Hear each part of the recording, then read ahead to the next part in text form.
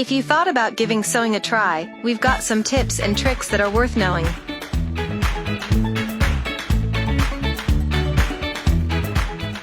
Whether it is for aesthetic or repairing purposes, we've got your back. Let's learn how to embroider a butterfly in your clothes.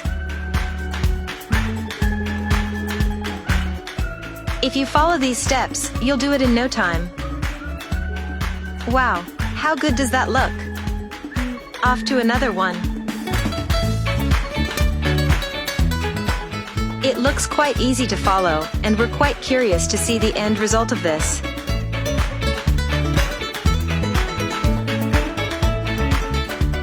If your jeans are a bit bigger than your size, you should follow these instructions. Incredible work!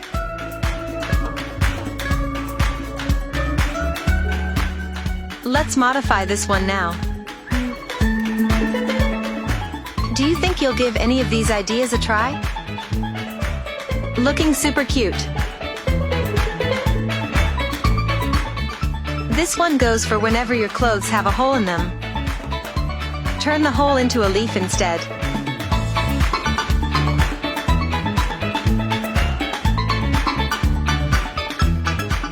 We hope you enjoyed the video.